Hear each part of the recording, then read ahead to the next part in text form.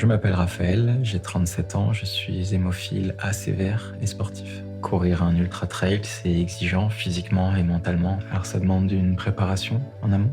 Ça fait 10 ans que je m'entraîne et plus profondément 2 ans que j'ai accentué mon entraînement. Cet hiver, avec la neige, j'ai pas pu courir, donc j'ai fait 700 km de ski de fond. Depuis que la neige a fondu, je peux retourner sur les sentiers. J'ai gardé vraiment une phase progressive où le premier mois, j'ai fait 20 km, le mois d'après 30, 40, et donc là, j'en suis à courir 80 km par semaine, avec un pic qui sera aux alentours de 100 km en randonnée. Cet entraînement en course à pied est assez fatigant musculairement et articulairement.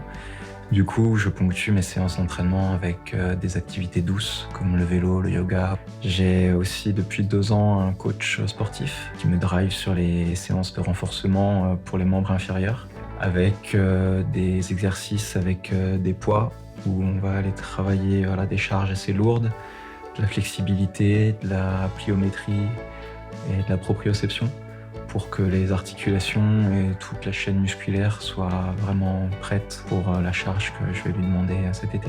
Je vais aussi chez ma kiné pour libérer les tensions accumulées lors de mes entraînements. Tous les 6 mois, j'ai rendez-vous avec mon hématologue. Elle m'encourage toujours dans mes défis et attend le défi d'après. C'est vraiment une belle coordination entre elle et moi et une belle entente. La préparation mentale n'est pas une facette que j'ai eu besoin d'accentuer, puisque naturellement, aller en montagne, c'est quelque chose qui me fait du bien. Même si, à un moment de la course, je pense que ce sera dur physiquement et mentalement, je pense avoir les ressources nécessaires pour pouvoir continuer. Si j'essaye de visualiser la course et la fin, où il y aura tous mes proches et mes amis qui m'attendront, le shoot d'endorphine qu'on a quand on arrive sur cette ligne d'arrivée mythique. Je pense que ça suffira pour m'accompagner au bout.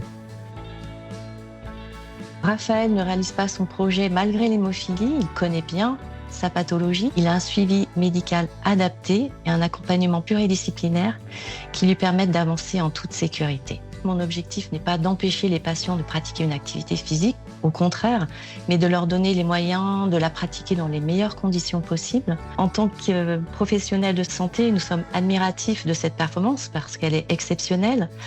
Mais il est important de rappeler qu'il s'agit d'un projet individuel qui est construit sur plusieurs années. Raphaël a sa propre histoire médicale, un état articulaire propre. C'est son objectif à lui.